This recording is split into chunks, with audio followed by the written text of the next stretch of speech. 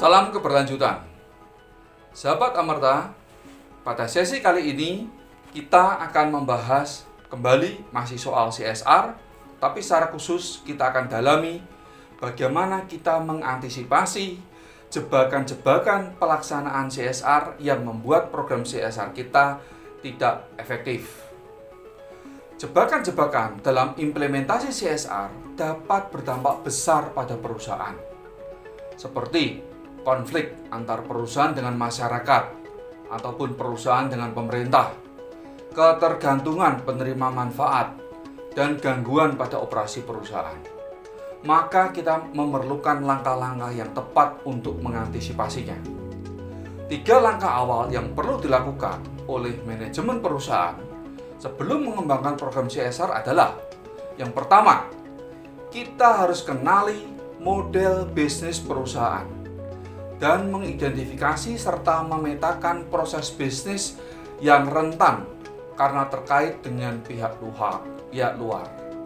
Sebagai contoh, kalau perusahaan memproduksi produk yang terkait dengan kepentingan umum, ya, misalnya makanan, minuman, kita harus sadar bahwa model bisnis kita itu akan sangat dipengaruhi oleh bagaimana pengaruh makanan atau minuman yang kita produksi terhadap misalnya kesehatan masyarakat. Atau kalau perusahaan kita itu bergerak di bidang kegiatan ekstraktif, kita mengelola lahan yang luas. Kalau kita kemudian tidak berhati-hati di dalam mengelola lahan itu dan menimbulkan dampak kepada masyarakat lokal, maka ini juga akan berbahaya bagi keberlangsungan perusahaan ke depan. Jadi, model bisnis ini harus dikenali.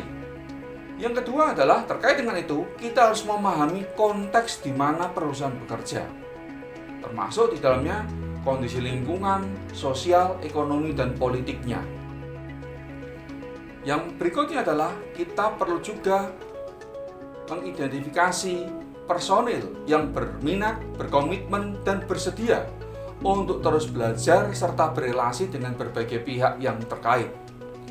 Jadi, perusahaan perlu tahu apakah kita punya sumber daya untuk itu, melaksanakan fungsi itu. Apabila memang tidak ada, maka perusahaan bisa memikirkan strategi yang lain. Misalnya adalah membangun kemitraan dengan lembaga profesional yang bisa membantu perusahaan melaksanakan program-program CSR secara efektif. Ketiga langkah awal tersebut ini menjadi dasar untuk kita menyusun model intervensi sosial yang meminimalisir jebakan-jebakan implementasi CSR. Model intervensi ini terdiri dari 5 komponen utama.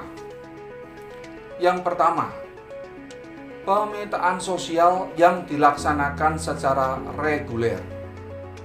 Kenapa harus dilaksanakan secara reguler? Karena masyarakat selalu berkembang. Berkembang karena memang dinamika sosial, juga bisa berkembang karena keberhasilan pelaksanaan CSR. Seringkali perusahaan merasa saya telah melaksanakan pemetaan sosial 5 tahun yang lalu, dianggap cukup. Tidak bisa. Pemetaan sosial harus dilaksanakan oleh perusahaan secara rutin. Yang berikutnya adalah stakeholder engagement strategy, atau bagaimana kita punya strategi untuk melibatkan pemangku kepentingan. Jadi hasil pemetaan sosial ini harus kita komunikasikan secara konstruktif dengan pemangku kepentingan kunci. Data yang sama dilihat oleh pemangku kepentingan yang berbeda bisa punya makna yang berbeda. Batu besar di sebuah desa bagi perusahaan ini bisa mengganggu atau tidak berguna. Bagi masyarakat lokal, batu itu bisa punya makna historis, makna sosial yang harus dihormati. Jadi di sini kita perlu melibatkan semua pemangku kepentingan dalam semangat hormat menghormati sehingga kita bisa memahami masalah dengan baik. Pelibatan pemangku kepentingan ini menjadi langkah kita masuk yang tahap ketiga, yaitu perencanaan strategis. Jadi CSR ini bukan kegiatan piecemeal. Satu kegiatan dengan kegiatan lain, pokoknya asal ada permintaan kita respon. Tidak bisa. CSR ini adalah kegiatan yang berdimensi panjang dan kegiatan yang strategis. Karena itu harus dipastikan adanya keberlanjutan, konsistensi, dan keterkaitan antar program-program yang dilaksanakan. Apakah tidak mungkin dilaksanakan adaptasi? Pasti harus ada adaptasi. Apakah tidak bisa fleksibel? Harus fleksibel. Namun tetap harus dilaksanakan di dalam koridor sesuai dengan perencanaan strategis yang disusun. Di dalam pelaksanaan di lapangan, kita masuk dalam tahap yang keempat, adalah membangun kemitraan atau partnership. Melaksanakan program CSR yang baik adalah melalui kemitraan. Karena melalui kemitraan, yang terjadi adalah satu, kita berbagi resiko. Yang kedua, kita memperkuat kapasitas dan kelembagaan lokal. Yang ketiga, kita juga menghindarkan bias-bias terkait dengan manajemen perusahaan.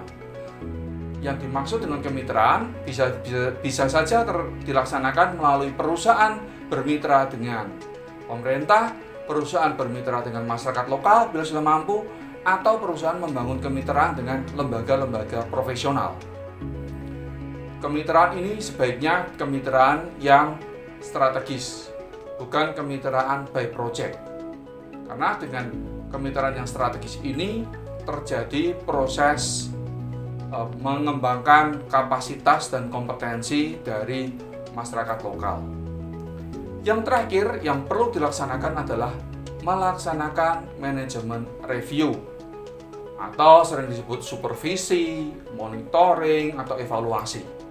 Mengapa? Karena implementasi CSR ini merupakan bagian integral dari operasi perusahaan. Karenanya dialog antar berbagai fungsi di dalam perusahaan termasuk CSR ini perlu dilaksanakan secara periodik. Ya, jadi kita harus memastikan bahwa program CSR ini punya kontribusi positif terhadap operasi bisnis perusahaan. Dan sebaliknya, operasi bisnis perusahaan harus dipastikan meminimalisir dampak negatif pada masyarakat dan lingkungan. Dan bagaimana setiap waktu harus terjadi peningkatan. Masyarakat yang tadinya tidak berdaya, yang tidak terlibat di dalam kegiatan operasi bisnis perusahaan, secara bertahap meningkat kapasitasnya dan bisa terlibat di dalam operasi bisnis perusahaan untuk mewujudkan yang sering disebut dengan inclusive business atau bisnis yang terbuka. Demikian sahabat Amerta, beberapa sharing mengenai apa yang bisa dilakukan perusahaan untuk mengatasi jebakan implementasi CSR. Sampai bertemu pada sesi berikutnya. Salam keberlanjutan.